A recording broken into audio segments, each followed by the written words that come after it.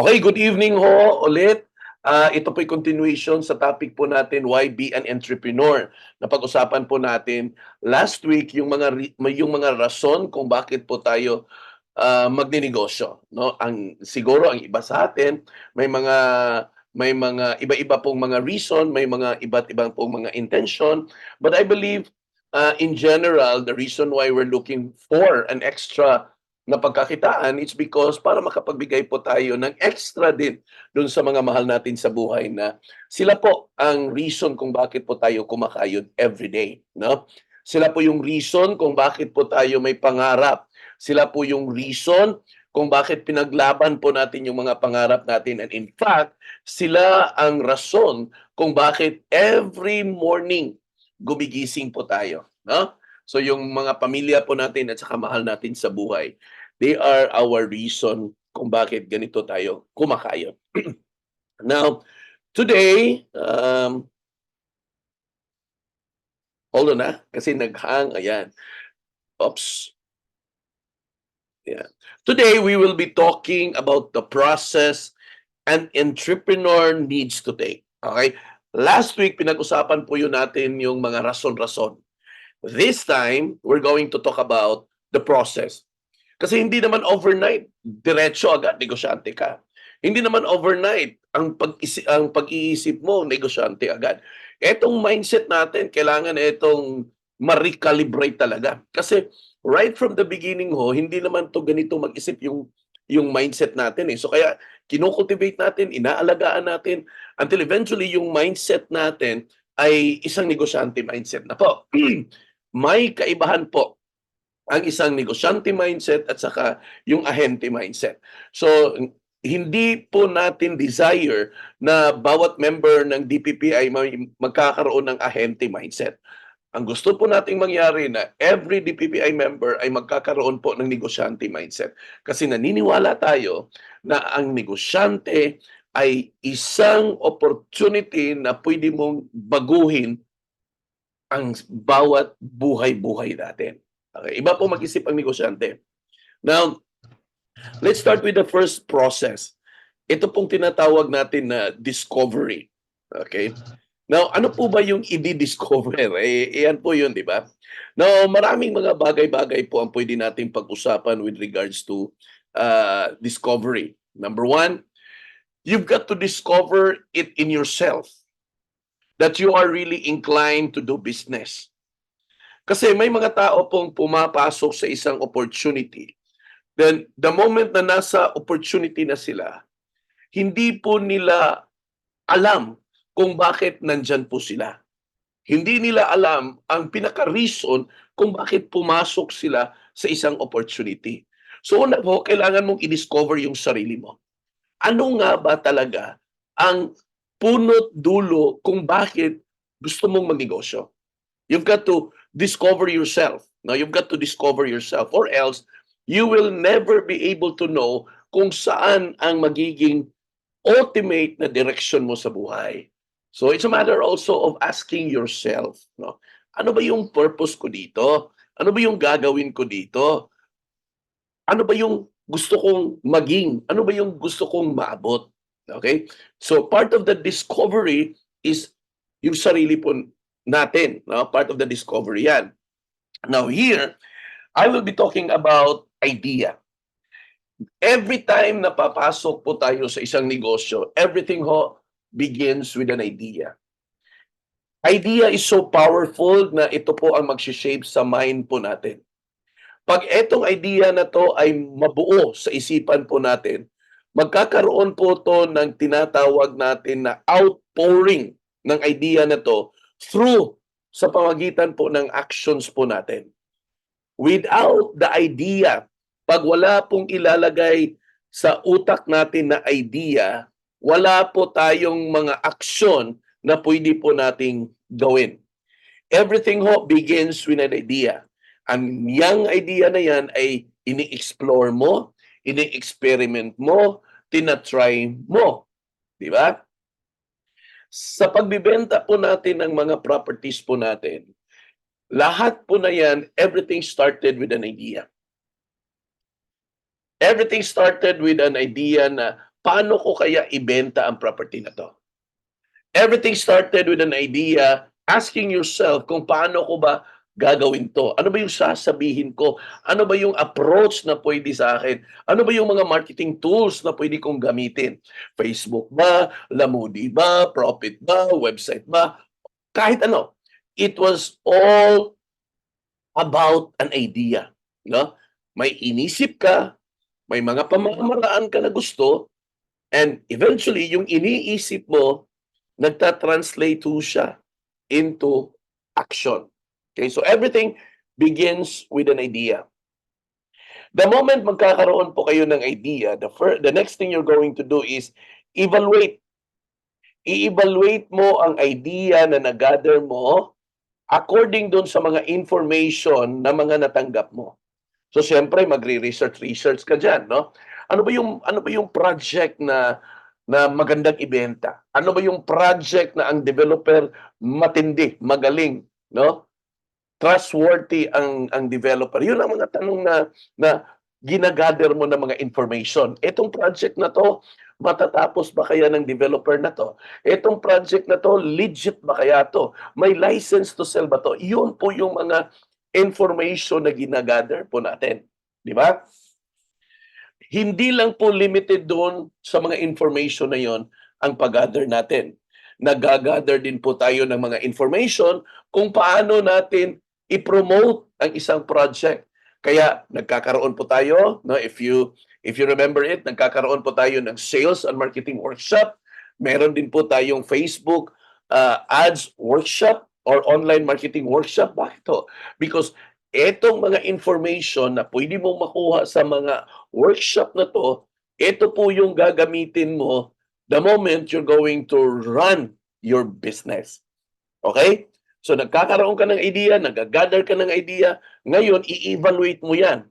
Alin ba dito sa mga idea na to ang pwede kong gamitin? Di ba? It's gonna be a question na ngayon. Tatakbo na po yan. By the time na nag-i-evaluate ka, you are trying to analyze kung sino ba yung pwede kong bentahan sa project na to. Di ba? Kasi hindi naman kasi ibig sabihin na yung project na yan ay para sa lahat yan. Of course, hindi. Kasi meron pong mga target audience, target market, para po sa mga project na yan. Di ba guys? Precisely because not all project fit for everyone. So may kanya-kanya pong fitting po yan. Okay? So ini-evaluate natin ang isang project. Isang project, ini-evaluate natin kung sino yung bibintahan at ini-evaluate din po natin kung ano po yung paraan na pwede nating gamitin. Okay? Now, the moment ma-evaluate mo lahat, then you will match it with your goal. So ngayon, na-evaluate mo na yung project na ito, ang project na na-decidean ko na ibenta ay Casamira, Mandaue. Itong Casamira, Mandaue, ang mga bebentahan ko nito ay yung mga traveler na naghahanap ng project na malapit sa airport. Yan. Kasi ito ay few minutes lang on the way to airport via the Marcelo Fernan Bridge, no, or the second bridge. Casamira, ang market ko dito ay yung mga possible mga travelers coming outside of Cebu and going inside Cebu na merong transaction na within Mandaue and Cebu City but yet malapit siya sa airport. Okay, pwede yun. Or mga anak na galing sa ibang probinsya, sa Mindanao or other parts of the Visayas, tapos dito mag-aaral sa Cebu. Okay? Dito sila kukuha kasi ang Casamira, Mandaue ay accessible naman via public transport going to Cebu City. Di ba? So, in short, ito yung mga target market ko. Magma-match ka na ngayon. You are going to do some matching. Okay? Ganon po ang pag-uumpisa ng negosyo. You are going to discover not just about yourself, but you're also going to discover a lot of things about the project, discover a lot of ways para paano mo ito ipopromote. Okay? Kasi ima-match mo yan. Now, The moment magma-matching ka na, magkakaroon ka na ngayon ng business plan. Magpaplano ka na ngayon. Now ngayon, part of the plan is ngayon titingnan mo yung mga possible competitor mo. Ano ba yung mga strategies na pwede mong gamitin? Ngayon, i-analyze mo yung goal mo. Ilang unit ba ng Casamira ang gusto kong ibenta? Oo. Now, dito sa project na Casamira na to na gusto kong magbenta ng 10 units, ano-ano ba ang mga project na posibleng competitor nito? Oo. Siguro ang posibleng competitor ko ng Casamira ay yung Amaya. Kasi yon ang pinakamalapit, isa sa pinakamalapit na project na sa Casamira. Or kaya pwede rin sa may bandang highway yung Highline sa King Properties. Competitor din ko din po 'yan. Na ngayon mag-a-analyze ka. Si Highline nasa highway ng Mandaue, medyo malayo-layo siya sa second bridge. Oh, yan, di ba? Malayo-layo siya sa second bridge, so medyo hindi siya ganun ka-accessible papunta sa airport. Ngayon si Amaya naman, yes, nasa paanan ng bridge, pero nasa kanto siya, ang sobrang ingay kasi nasa cross section. Coming from the north, coming from Mandaue, coming from Lapu-Lapu, nandoon lahat. Tapos right beside the road, napaka-alikabok, napaka-ingay. O, yun po yung mga competitor. So, ina-analyze mo yan lahat kasi you are going to push to a certain uh, client. So, ina-analyze mo yan. You just don't attack na walang kaplano-plano. Di ba? So, i-analyze mo yan. Titingnan mo, ano ba yung mga financial backbone nito? Ito, si Casamira, may pre-selling pa, pwede pa 36 onwards months for equity, so medyo magaan to. You get my point? Kung dito naman ako sa Amaya, ganito na yung presyo, medyo may kamahala na. Oo. Di ba? So para alam mo kung ano yung mga advantage at saka mga disadvantages, the moment that you're going to put into action yung pagbebenta mo. Okay? Titingnan mo lahat yan. Because you really need to have a plan. Okay? Now, it is crucial to your success. This is very crucial to your success. It is because when you don't plan, ito lang po talaga guys ang pagpaplano ho ay isa sa pinaka-importanting bagay kung gusto po nating mag-succeed. Kasi dito po sa negosyo, sa larangan po ng negosyo natin, hindi po ito tsamba-tsamba. Plinano to, may action tayong ginagawa, may ini-execute tayo kasi may plano tayo. No? So yung plan, yung business plan mo is very crucial to your success. Because part of that, after putting up the plan, this time you're going to take a look at also your resources. Ano ba ang mga bagay-bagay na meron ka? Okay? If ang goal ko ay makabenta ng 10 Casamira Towers Mandaue, ano ba yung kailangan ko na i-prepare para ma-meet ko ang target na 10 units na yan?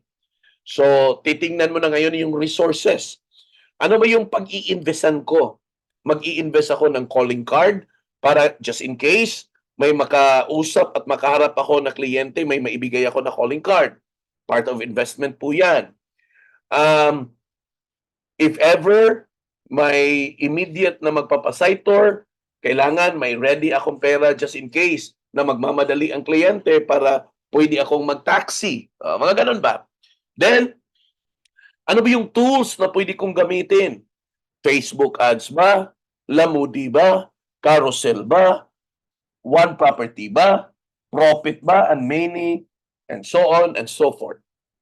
So, you need to take a look at whatever resources na available para makabenta ka ng 10 Casamira towers. You get my point? Most of us kasi, the moment we get into the business, we just go to the motion of doing it, not realizing na because we are going into the motion, we are also not able to accomplish anything. Bakit hindi ka nag-accomplish? It's because there was no clear goals. There was no analysis kung ano ba ang meron sa project na to para etong project na to maibenta ko.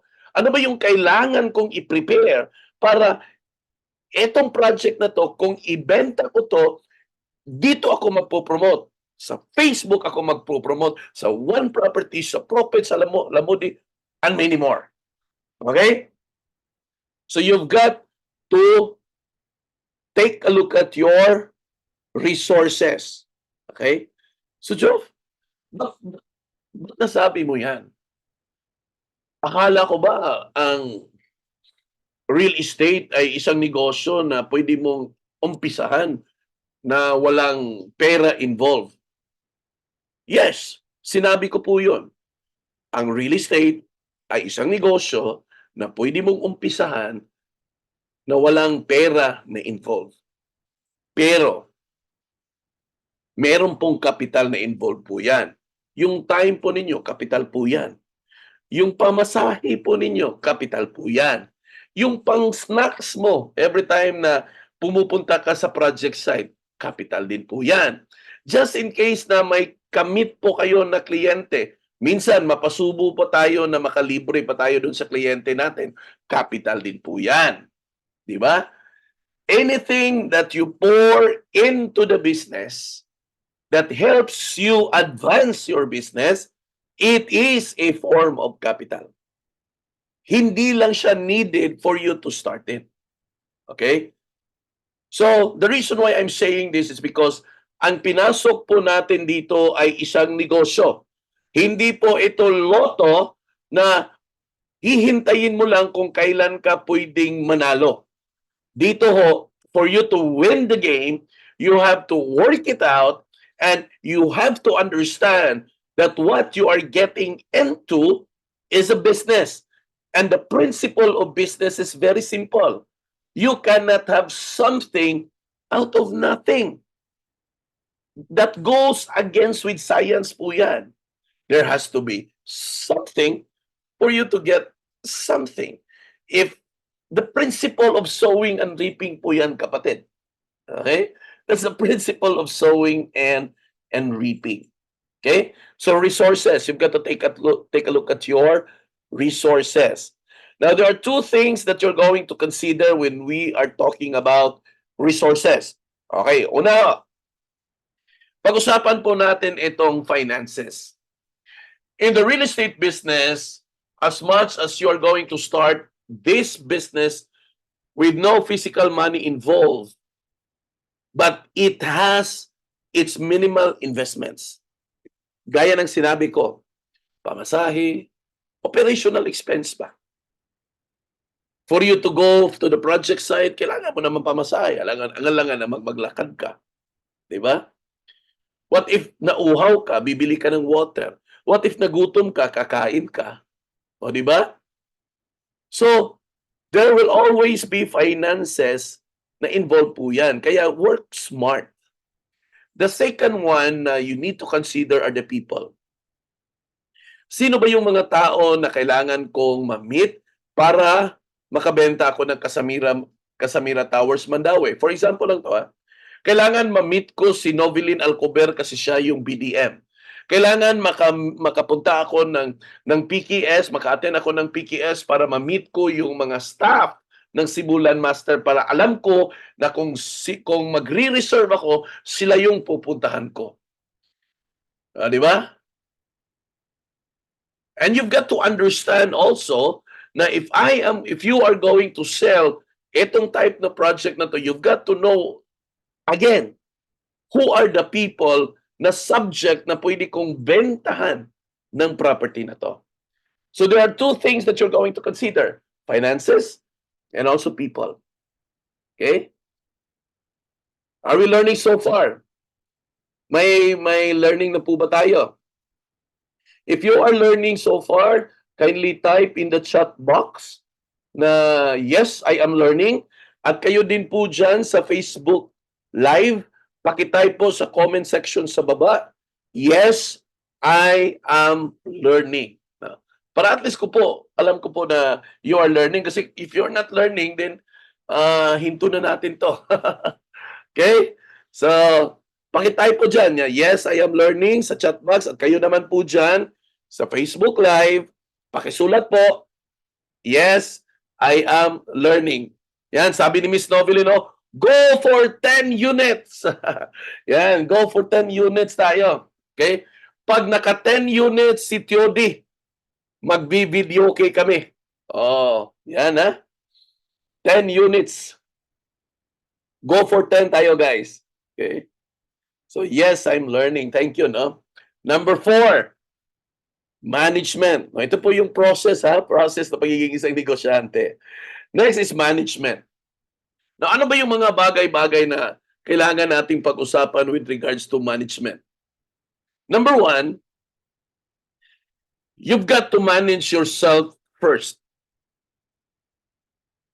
You manage yourself first because sometimes we are wasting a lot of our time for things that will not bring us to our supposed goal of selling 10 units Casamira Towers, Mandaue.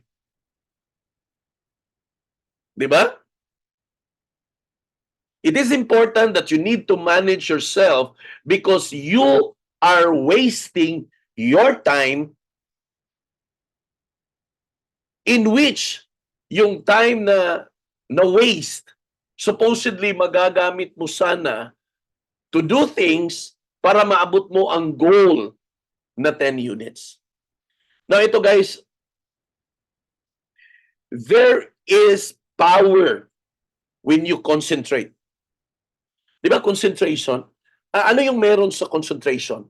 When you concentrate, you put all your energy, you put your mind, you put your thoughts, you put your action in one single direction. Yan po yung concentration. One good example of concentration is yung laser. Siguro nakakita naman kayo siguro ng laser, no? Lahat tayo nakakita ng laser.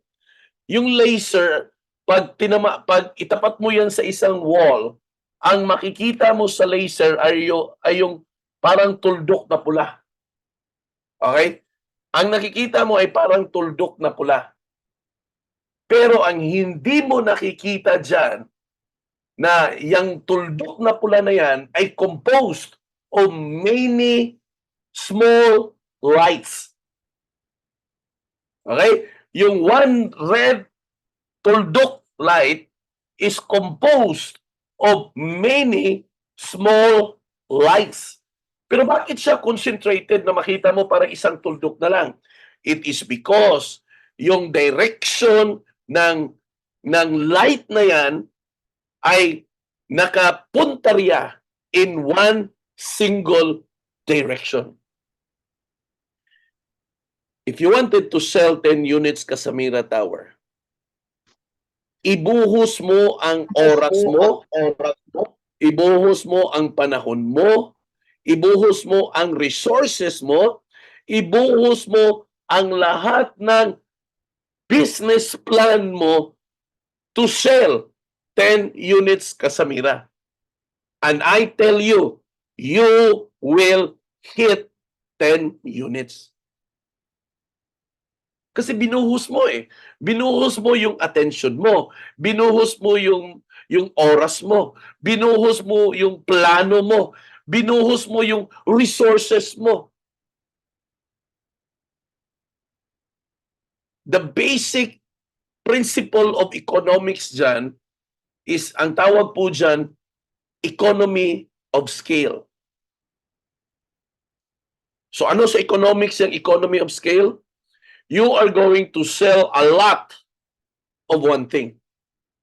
Yan po yung economy of scale. You are going to sell a lot of one thing. Alam mo bakit hindi ka nakabenta ng marami? Kasi kalat eh. Kalat yung mind. Kalat din yung action. Kalat din yung plano. Try it. And you will see results. Try it. Act on it. And I tell you, it will give you the result that you wanted. Diyan tayo kulang, kapatid. Diyan tayo kulang. Our eyes are looking at so many things that yet we forget to take a look at the things that matters the most. Okay? So you've got to manage yourself, huh? The second one that you're going to manage is you're going to manage your client. Okay. What are the things that you're going to manage your possible client? When there are inquiries, you answer immediately. Not later, not tomorrow, but immediately. When your client will be asking you for details and information, make it sure that you are able to give a clear, simple, understandable, and readable information. Hindi kailangan ng mahaba, hindi kailangan ng sangkatutak na English. What is important, it is simple, understandable, and of course, readable, nababasa. Ima-manage mo si kliyente in a way na baka gusto niyang mag-site tour. Make it sure that you are able to handle the appointment very well. Hindi ka late, you come early, you come before time, ikaw yung naghihintay, hindi ikaw ang hinihintay. Di ba? Part of management of the client yan. In short, serbisyo. Ang bisyo ng taga-DPPI ay ang magserbisyo. Yan po yung bisyo natin. Okay? And we want to champion in this area, in this category. We want to be the best in giving our client the superior service na pwede nating maibigay sa kanila. Hindi po yung half-hearted, but we wanted to give them the maximum kind of service na pwede po nating ibigay sa kanila. So you manage yourself and you manage your client. Okay?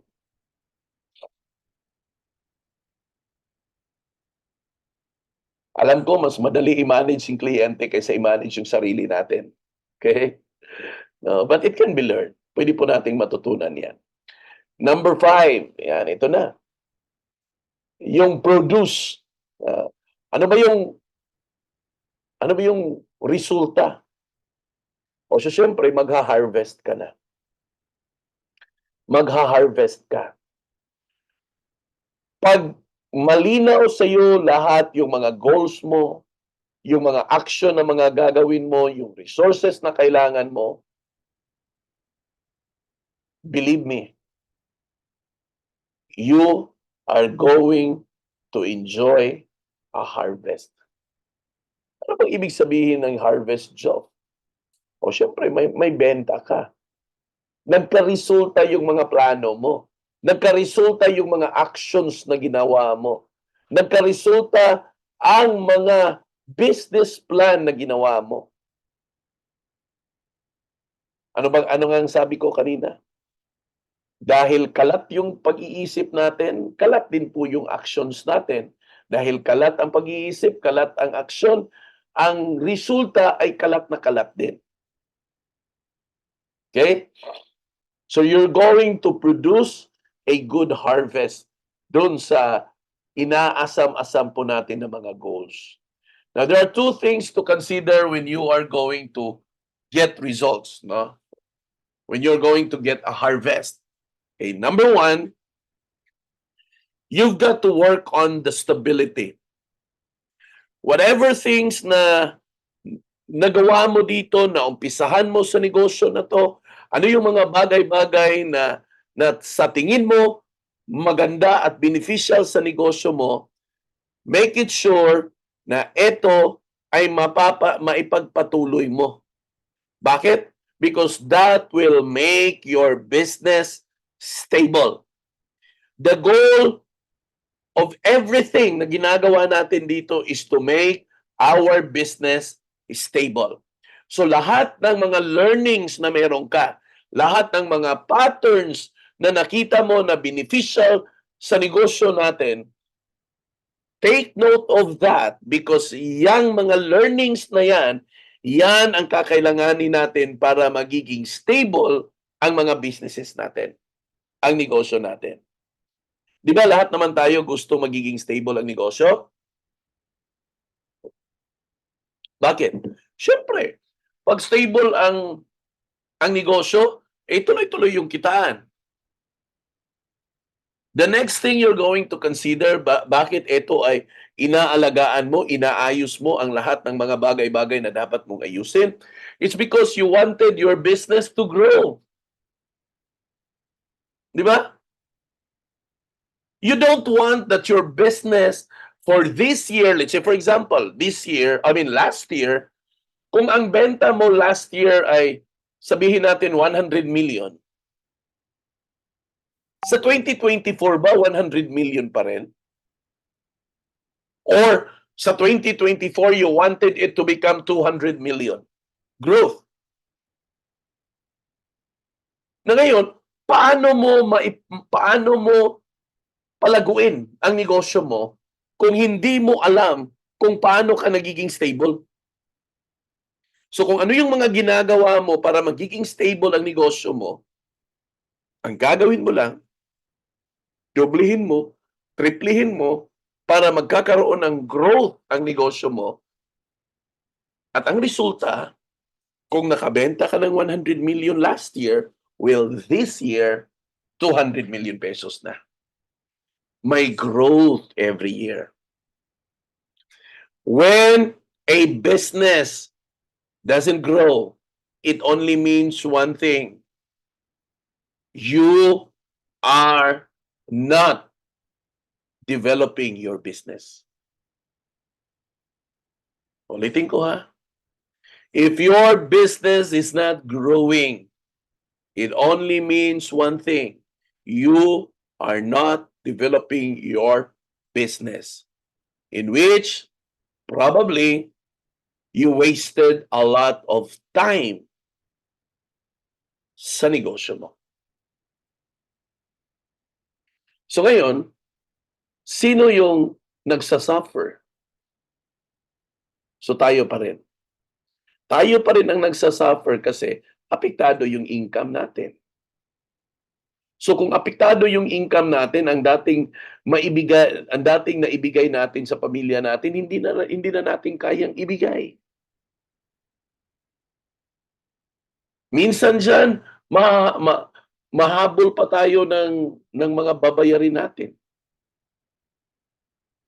So today or tonight, if there are coaches that are listening to me right now, or anybody, pati PLS, supervisor, manager, consultant, tignan nyo ang negosyo nyo last year.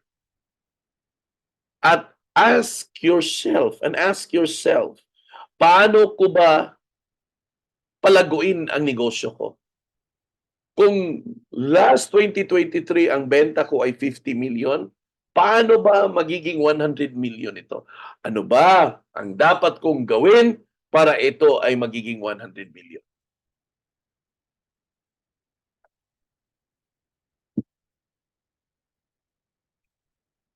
Now, ito ang tanong. Type niyo po dyan sa chat box at kayo po dyan sa Facebook. Type niyo sa comment section. Gusto niyo ba na lumago ang negosyo nyo? Kung gusto nyo, type nyo gusto. Para makita natin kung sino yung gustong lumago yung negosyo. Kung gusto mong lumago yung negosyo mo, type mo gusto. Kayo po dyan sa comment section sa Facebook, type nyo po dyan gusto. Yan, gusto ko. Yan, sabi ni Joy, gusto. Ni Dondon, gusto. Ni Francis. Francis, restarting pa lang po. It's okay, Francis. Yan. Si Norma, gusto. Si Salome, gusto. Si Grace Estrella, gusto. Si Berasol, gusto. Si Ma'am Wilda, gusto. Si Lovely Ann, gusto. Mary Grace Bravo, gusto. Now, this is a challenge on you. Gusto mo, pero ayaw mong mag-exert ng extra more effort to get it. Hello? Kung gusto mo, dapat willing ka mag-exert ng extra more effort para yang negosyo na meron ka ay lumago ang negosyo na yan. Kasi kung hindi ka mag-exert ng extra additional effort dyan, yung negosyo na meron ka, hindi ho yan lalago.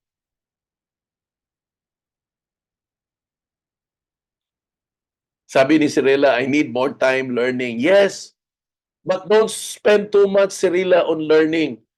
Whatever things you learn, apply it. Then learn, apply. Learn, apply. Don't wait for you to become masters of everything. It doesn't happen. So kung ano yung matutunan mo kahit gaano ka kaliit, apply. Pag nag-attend ka ng workshop ngayon, apply agad. Pag nag-attend ka ng Facebook ads, apply agad. Ganun po yan.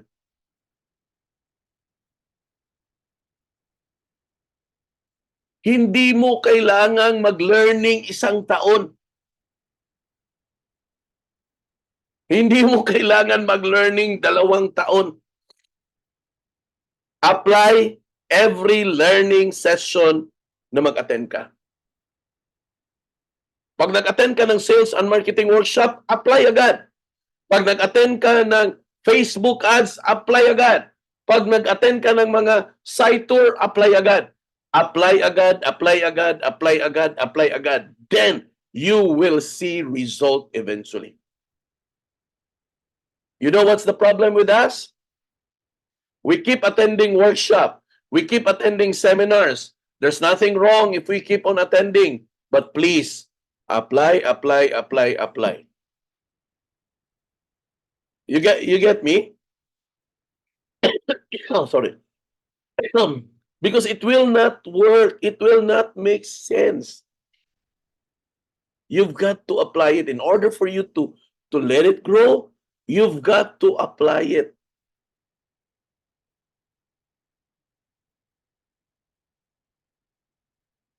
Entrepreneur, yan ang habol natin. The person you will become. Hindi ko po habol na kayo ay magiging isang ahente. Hindi ho kayo kikita ng malaki bilang isang ahente. Pero kikita kayo ng malaki pag ang mindset nyo ay isang negosyante na. Ang negosyante mag-isip ho, iba. Ang negosyante mag-isip, pang long term. Ang ahente ho mag-isip, pang short term. Ano bang gusto nyo? Short term lang nakitaan? O gusto nyo long term nakitaan na pwede kang kumita kahit matanda na tayo? Siyempre, ako gusto ko yung long term. Ayaw ko ng short term. Diba? This is who you will become. You will become an entrepreneur. If you're going to follow the things that we've been discussing, and if you wanted to review my my learning sessions with you, it's all there in the YouTube channel. Spend time learning about it. It will transform the way you think. And the moment that there will be transformation in the way you think, sunod-sunod na po yung magiging transformation din po sa mga actions ninyo.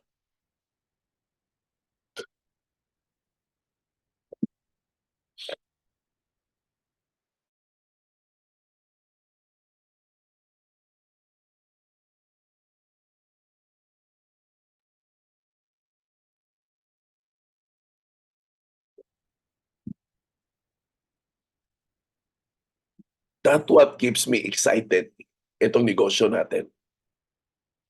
The moment we will be seeing you transform. So primarily, you will become a better versions of yourselves. Sorry. So anong mangyari pag ikaw ay isang negosyante na? You will become better versions of yourself.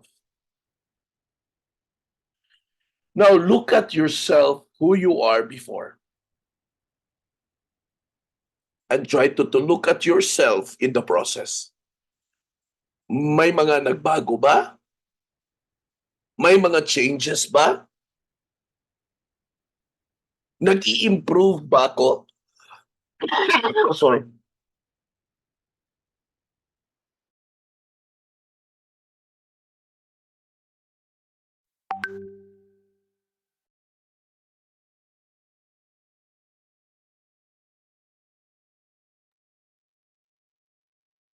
Those are the things that you are going to take a look at yourself. Because if you are able to see progress in yourself, then you are on the right track. Okay? You will be able to meet different kinds of people. The moment you will be in business, you will be able to meet different kinds of people.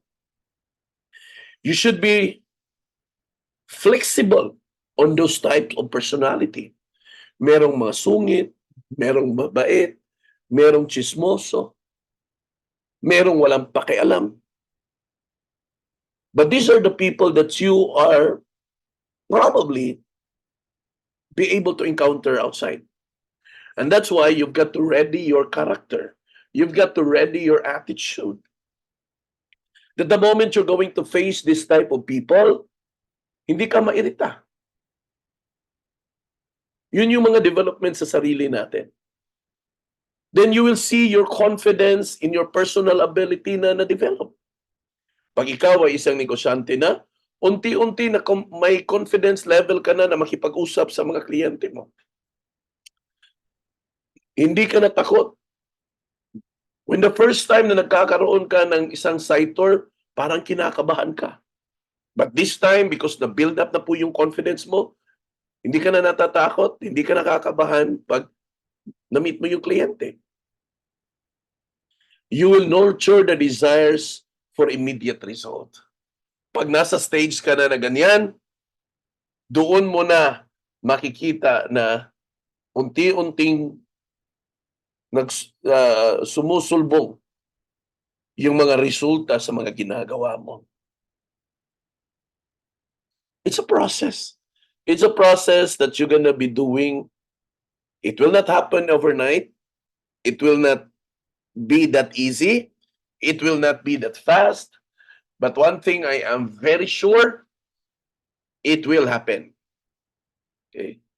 It will cost you to constantly monitor your results and goals. Pag ikaw ay isang negosyante na, parati kang nakatingin sa mga posibleng resulta sa mga ginagawa mo. Alam mo na kung yung goals mo ay nakukuha mo na ba o hindi. Parati mo tinitingnan kung ano ba yung mga kailangan kong gawin para maabot at makuha ko yung goal. Saan na ba ako sa resulta ng mga pinaplano ko? Ganun ho ang negosyante mag-isip. Then you will begin to face risk in any circumstances at tapos i-manage mo yan. In the journey towards success, magkakaroon po talaga kayo ng mga pagsubok. May mga kliyente ka na hindi ka sisiputin, may mga kliyente ka na susulutin, may mga kliyente ka na hindi nagpatuloy magbayad, may mga kliyente ka na nag-withdraw doon sa transaction mo. You are going to face risk at any level. You are going to have unprecedented circumstances. Lahat po na yan ay kailangan mong i-manage lahat yan. Because kung hindi mo ma-manage yan, the ultimate result na magkakaroon ka is you are going to be frustrated. Magiging frustrated ho kayo. Then you will quit. You will be willing to assume responsibilities no matter what. Pag ikaw ay isang negosyante na handa kang tumanggap ng mga responsibilidad no matter what. You take ownership doon sa mga ginagawa mo. You take ownership doon sa kliyente na siniserbisyuhan mo. And no matter how hard and no matter how tired you are responsible in delivering a good service to everyone sa negosyo mo. Ganun ho ang negosyante. Your strength and stamina will now be above average. Pag ikaw ay isang negosyante na hindi ka basta-bastang napapagod, hindi ka basta-bastang nadi-discourage. Kung sa Bisaya pa, taas o lahutay. Kaya nga at a certain point, ano yung hashtag natin? Hashtag lahutay DPPI. You will be a survivor.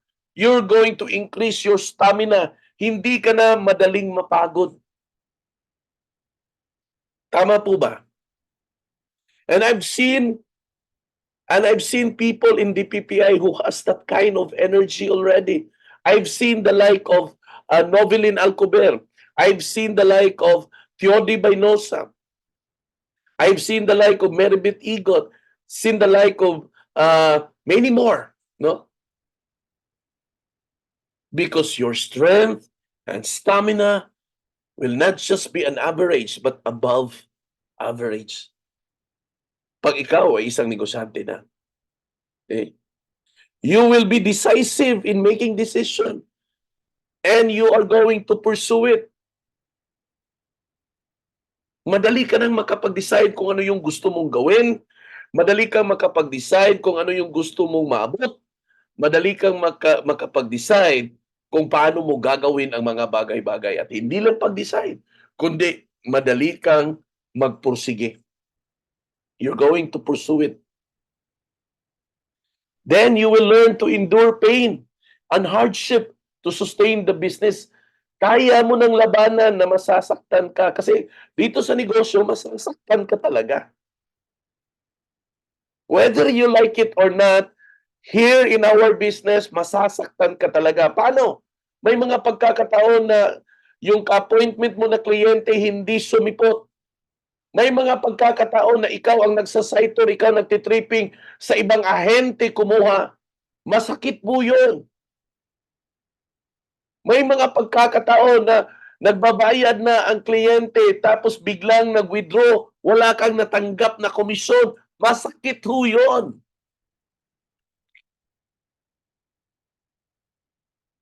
Pero pag ikaw ay isang negosyante na hindi ka basta-bastang natitinag dyan, pag ikaw ay isang negosyante na hindi ka basta affected yan. Kaya mo nang i-endure ang sakit. Di ba?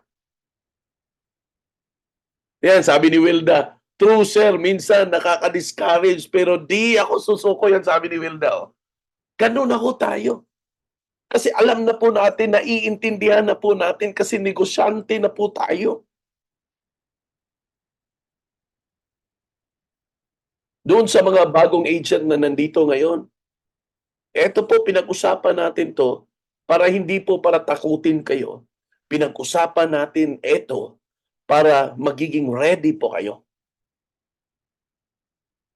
Kasi there were already a lot of people who went ahead of us at nakayanan po nila to.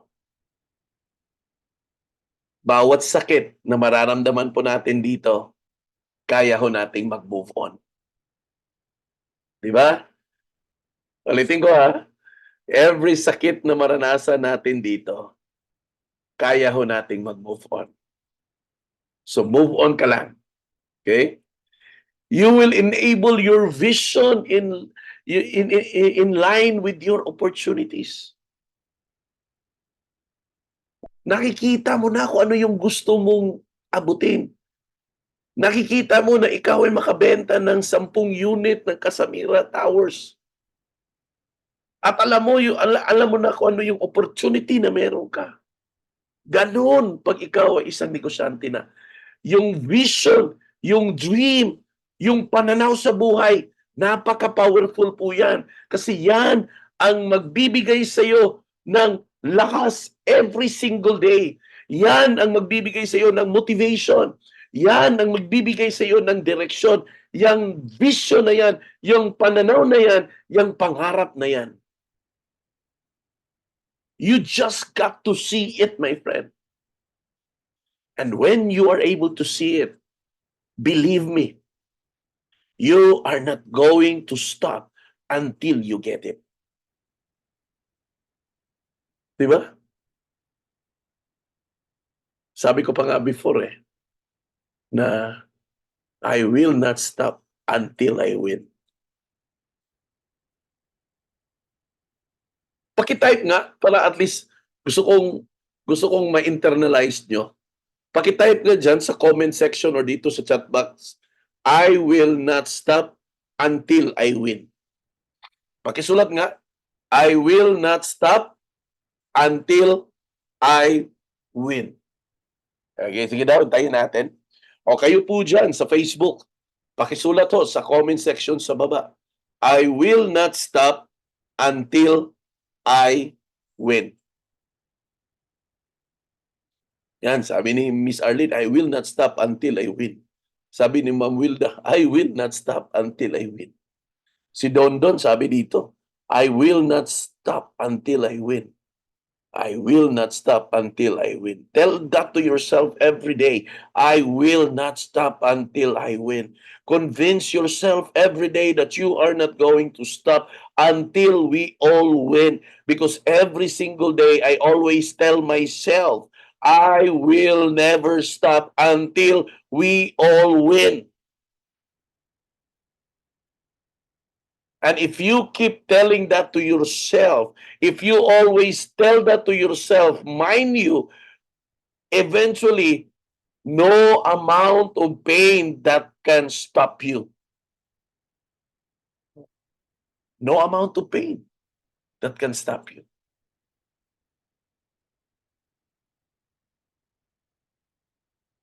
Matinding labanan ho ang negosyo. Very stressful ang negosyo ho. Masasaktan at masasaktan kayo dito. And whether you like it or not, there are people that will really be mean to us.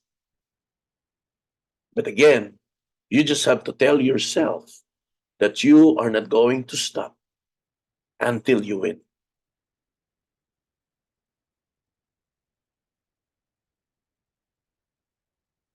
You will learn to organize in everything you do. Pag ikaw ay isang negosyante na, kaya mo nang i-organize lahat ng gusto mong gawin dito. Kasi alam mo na kung ano yung gusto mong maabot. Alam mo na yung pangarap na meron ka. Alam mo na lahat. You will learn to let people work within the team and synergize. Pag ikaw ay isang negosyante na alam mo at naiintindihan mo na hindi ito one-man show. Pag ikaw ay isang negosyante na alam mo that you will be needing people in order for you to be able to reach your destination. At hindi mo kaya yan na solo ka. There will always be people that will be with you, around you, beside you, in front of you, at the back of you. And all of these people will be working together to synergize para makuha at maabot yung mga pangarap mo sa buhay.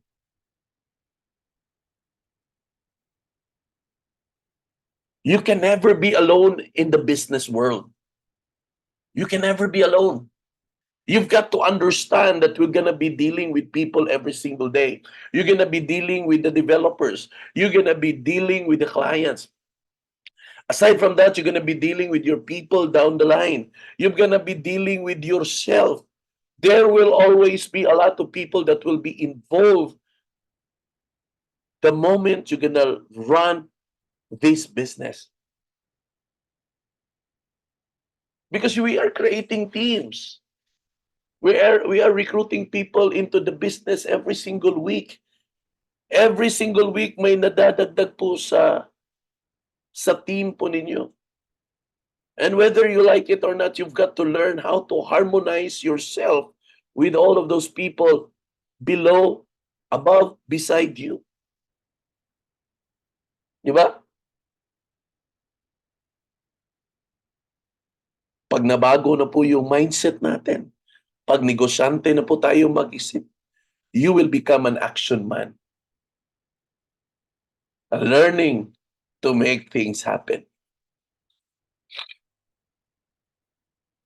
Action man na po tayo. Hindi lang po tayo basta plano ng plano.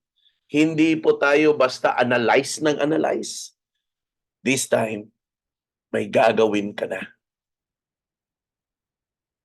In short, you are going to make things happen. You're not just going to stand by in a corner doing nothing, hoping that things may change. No. You are going to do something this time. Action na. Then you will learn to develop your potential as well as that of the others. Pag nabago na po yung mindset natin dito, unti-unti ho, yung mga potential na meron po tayo, unti-unti pong lalabas po yan. Unti-unti pong madidevelop po yan. At hindi lang po yung potential na meron po tayo, pati na rin po yung mga tao na kasama po natin, mga tao po na nasa team po ninyo, unti-unti din po silang madidevelop. That what makes it more and more and more exciting. The changes that will occur to you in the process. You will attain high level of commitment in everything. The moment po na yung mindset natin ay nag-iba na po, slowly you will begin to see in yourself that you're starting to become committed or even increase your commitment levels. Sa umpisa ho, the moment na nag-umpisa ka pa lang sa negosyo, yung commitment level niyo po diyan hindi pa po yan ganun kataas or probably ka-intense. But as your mindset continually changes, makikita niyo po yung level of commitment mo sa negosyo na to will eventually increase. And when the levels of commitment increase, guess what? Your result increase. Ulitin ko ha. When the levels of commitment increases, your result increases as well. That's the reason why I always tell people in every training that we have that the result of this business is highly dependent on the commitment that you're going to give into this business. If you are half-hearted in your commitment, you're not going to see a good result. But if you are wholeheartedly committed, wholeheartedly, buong puso, yun po yung ibig sabihin yan. If you are wholeheartedly committed, believe me, it will give you higher results.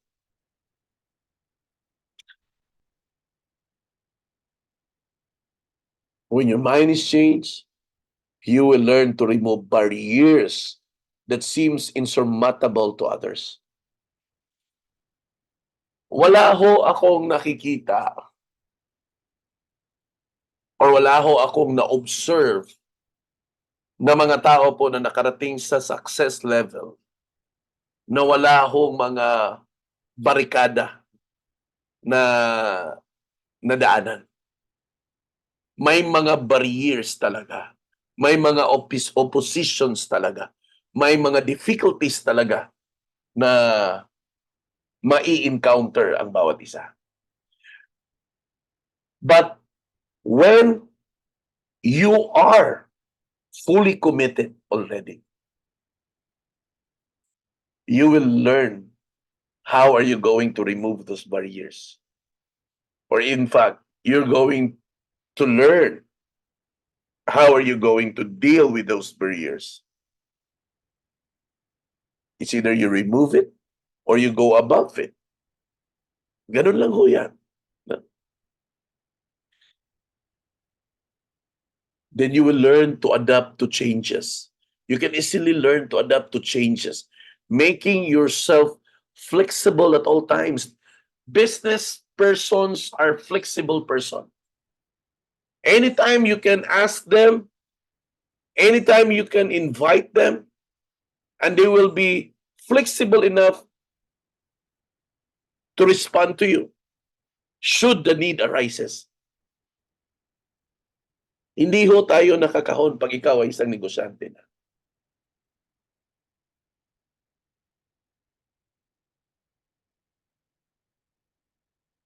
On the other hand, pag ikaw ay isang negosyante na, you will be a principles-driven na person. Magiging maprinsipyo ka na po. When you become a principle-minded person, hindi po kayo basta magigiba. You cannot be easily destroyed. Now, medyo mabahaba na po to kasi nag-overtime na po ako, 9:10 na po. I will continue on the principles next week. So, baba ko muna tong screen para at least magkakaroon na po tayo ng closure for this session. So, magkakaroon po talaga tayo ng part 3. Magkakaroon po tayo ng part 3 po nito. Now, ito guys, there are a lot of things that we need to prepare, we need to do, not just in terms of the physical, but also through our minds. It is so important that we are going to nurture everything in here. Because whatever is nurtured in here, it will manifest to your actions.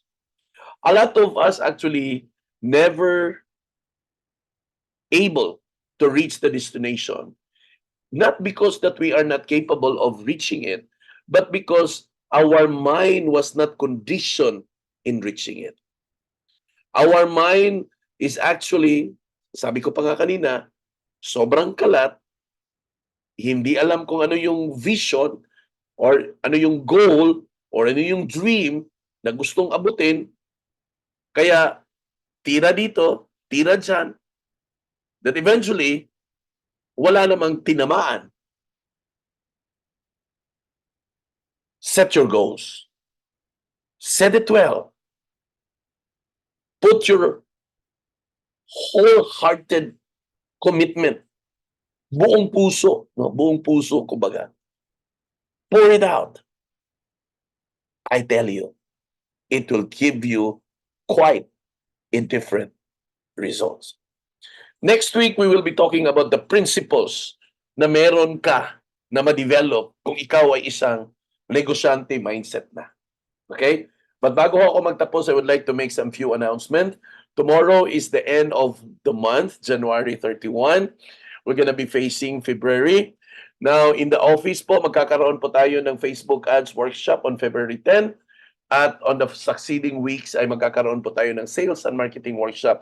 Same thing also with our Danao headquarters. Aside from that, all across our headquarters and leaders, may kanya-kanya po silang mga schedule. In Butuan, Cagayan, Bacolod, Dumaguete, Manila, where else? Bohol, they have their own schedule. Just be guided with the schedule. And also, this coming Saturday at 1 o'clock p.m., if there are anybody that are BDMs here, there will be a BDM meeting, our monthly BDM meeting that's on February 3 at 1 o'clock in the afternoon, no, in our corporate office. I haven't sent the text blast yet kasi medyo na-block ako for a couple of weeks. There will also be a supervisors meeting on February 3 at 9 o'clock in the morning. Okay? So sa mga supervisor naman yon, iba-iba po yung pag-uusapan dyan at iba rin po yung sa BDM. So please make yourself available. This is very important. Kung hindi po ninyo habit na mag-attend ng meeting, ito lang po yung one piece of advice ko. If you really wanted to become successful, start attending meeting. It begins there. The discipline begins there. Wala hong meeting na wala hong learnings. Make sure to be there. So thank you, and God bless you all, and good night. Have a restful sleep, everyone. Bye-bye.